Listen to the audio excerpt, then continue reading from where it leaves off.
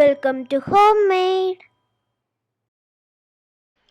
Hello welcome to homemade. ഞാൻ രമ്യ സുർജിത്ത്. ഇന്നത്തെ recipe എന്ന് പറയുന്നത് ക്യാരറ്റ് ഫിർണിയാണ്. സാധാരണ ഫിർണി എന്ന് പറഞ്ഞു കഴിഞ്ഞാൽ നമ്മുടെ പായസം പോലെ തന്നെ നോർത്ത് ഇന്ത്യൻസ് സാധാരണയായിട്ട് ഫെസ്റ്റിവൽസിനൊക്കെ ഉണ്ടാക്കുന്ന ഒരു സ്വീറ്റ് പുഡിംഗ് ഐറ്റം ആണ് ഈ ഫിർണി എന്ന് പറയുന്നത്. അപ്പോൾ നമുക്കിന്ന് സ്പെഷ്യലായിട്ടുള്ള ക്യാരറ്റ് ഫിർണി ഉണ്ടാക്കാം. നല്ല ടേസ്റ്റാണ് കഴിക്കാനായിട്ട്, ഉണ്ടാക്കാനും എളുപ്പമാണ്. അപ്പോൾ എല്ലാവരും ഒന്ന് ട്രൈ ചെയ്ത് നോക്കുക. ഇതെങ്ങനെ ഉണ്ടാക്കുന്നതെന്ന് നമുക്ക് കണ്ടിട്ട് വരാം.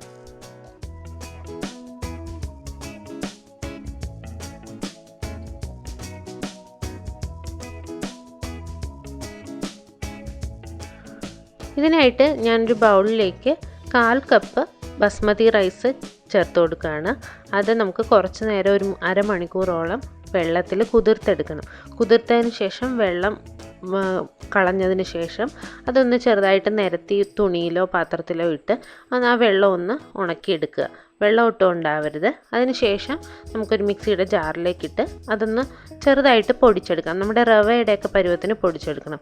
പായസത്തിൽ നിന്ന് വ്യത്യസ്തമായിട്ട് നമുക്ക് ഫിർണിയിൽ ചെയ്യുന്നത് ഇങ്ങനെ പൊടിച്ചെടുത്താണ് അരി ഉപയോഗിക്കുന്നത്. അപ്പം നന്നായിട്ട് അരഞ്ഞു പോകാത്ത രീതിയിൽ പൊടിച്ചെടുക്കുക.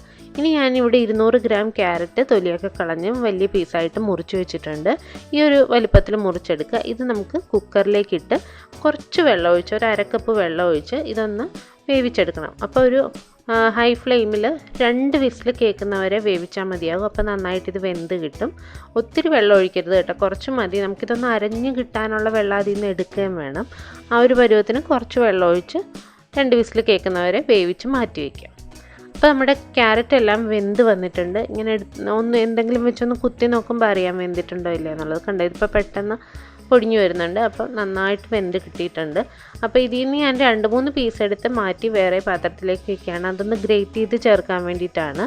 അത് ഇല്ലെങ്കിൽ കുഴപ്പമില്ല, നമുക്കൊരു ഭംഗിക്ക് വേണ്ടി ഒന്ന് ഗാർണിഷ് ചെയ്യാൻ വേണ്ടിയൊക്കെയാണ് അങ്ങനെ ചെയ്യുന്നത്. ബാക്കിയുള്ള ക്യാരറ്റ് ആ വേവിച്ച വെള്ളം കുറച്ചെടുത്ത് അതും കൂടെ ചേർത്ത്, ഒത്തിരി വെള്ളമായി പോകരുത്, ഈ ഒരു പരുവത്തിന് നന്നായിട്ടൊന്ന് അരച്ചെടുക്കുക. ബാക്കി നമ്മൾ മാറ്റി വെച്ച 2-3 പീസ് ക്യാരറ്റ് ഞാനിവിടെ ഗ്രേറ്റ് ചെയ്ത് മാറ്റി വെച്ചിട്ടുണ്ട്. ഇനി നമുക്ക് ഒരു അടികട്ടിയുള്ള പാത്രത്തിലേക്ക് 1 ലിറ്റർ പാല് ചേർത്ത് കൊടുക്കാം. വെള്ളം ചേർക്കാത്ത പാലാണ് കേട്ടോ, നല്ല തിക്കായിട്ടുള്ള പാല് തന്നെ എടുക്കണം, വെള്ളം ചേർക്കരുത്. ഇതൊന്ന് വറ്റി കുറച്ചൊന്ന് കുറുക്കി എടുക്കേണ്ടതാണ്. അപ്പോൾ വെള്ളം ചേർത്ത പാലാണെങ്കിൽ നമ്മൾ ഒരുപാട് നേരം ഇട്ട് തിളപ്പിക്കേണ്ടതായിട്ട് വരും.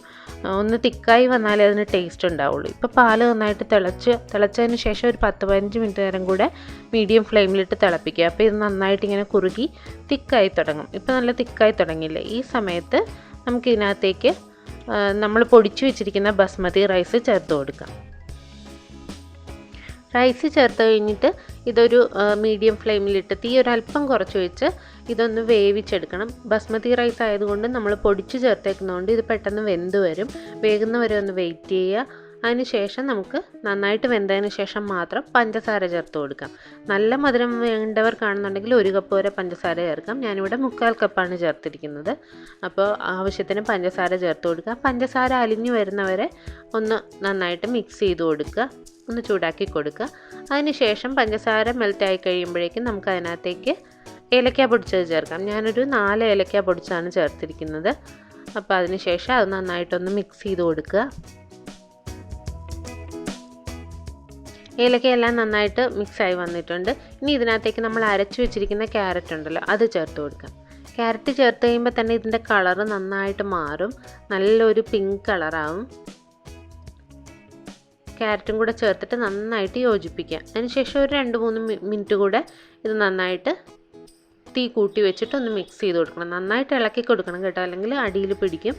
അതുകൊണ്ട് തന്നെ അടി കട്ടിയുള്ള ഒരു പാത്രം വേണം ഇത് യൂസ് ചെയ്യാനായിട്ട്, ഉണ്ടാക്കാനായിട്ട്. കാരണം നമ്മൾ പാല് തിളപ്പിക്കുന്ന തൊട്ടേ ഇങ്ങനെ തിളപ്പിച്ച് കുറുക്കുന്നതാണ്. അപ്പോൾ ഇതിന് പ്രത്യേക ടേസ്റ്റ് എന്ന് പറയുന്നത് തന്നെ അതാണ്. നമ്മൾ പായസത്തിൽ നിന്ന് കുറച്ചുകൂടെ വ്യത്യസ്തമായ ഒരു ടേസ്റ്റ് വരുന്ന അപ്പോഴാണ്. അപ്പോൾ എല്ലാം നന്നായിട്ട് പിടിച്ച് വന്നിട്ടുണ്ട്, നല്ല കുറുകി വന്നിട്ടുണ്ട്. ഈ ഒരു പരുവാണ് നമ്മൾ എടുക്കേണ്ടത്. പായസത്തേക്കാൾ കുറച്ചുകൂടെ തിക്കായിട്ടുള്ള ഒരു പരുവം. അതിനുശേഷം നമുക്ക് ഫ്ലെയിം ഓഫ് ചെയ്ത് കൊടുക്കാം. ഇനി ഇതിനായിട്ട് നമുക്ക് അണ്ടിപ്പരിപ്പും കിസ്മിസും ഒക്കെ വറുത്ത് ചേർക്കാം. ഒരു പാൻ ചൂടാക്കാൻ വെച്ചിട്ട് അതിനകത്തേക്ക് 3 ടീസ്പൂൺ നെയ്യ് ഒഴിച്ച് കൊടുത്തിട്ടുണ്ട്. നെയ്യ് ചൂടായി വരുമ്പോഴേക്കും അതിനകത്തേക്ക് നമുക്ക് അണ്ടിപ്പരിപ്പും അതുപോലെ തന്നെ കിസ്മിസും കൂടെ ചേർത്ത് ഫ്രൈ ചെയ്തെടുക്കാം. ആദ്യം അണ്ടിപ്പരിപ്പ് ഇട്ട് കൊടുക്കുക. അതൊന്ന് കളർ മാറി തുടങ്ങുന്ന സമയത്ത് കിസ്മിസ് ഇട്ട് കൊടുത്ത് ഫ്രൈ ചെയ്താൽ മതിയാവും. അപ്പോൾ എല്ലാം നല്ല വീർത്ത് വന്നിട്ടുണ്ട്. ഇനി നമുക്ക് സ്റ്റവ് ഓഫ് ചെയ്യാം. ഇത് നമുക്ക് നമ്മൾ റെഡിയാക്കി വെച്ചിരിക്കുന്ന ഫിർണിക്കകത്തേക്ക് ചേർത്ത് കൊടുക്കാം. അതിനുശേഷം നമുക്കിതിനകത്തേക്ക് നമ്മൾ ഗ്രേറ്റ് ചെയ്ത് വെച്ച ക്യാരറ്റ് ഉണ്ടല്ലോ അതും കൂടെ ചേർത്ത് കൊടുക്കാം.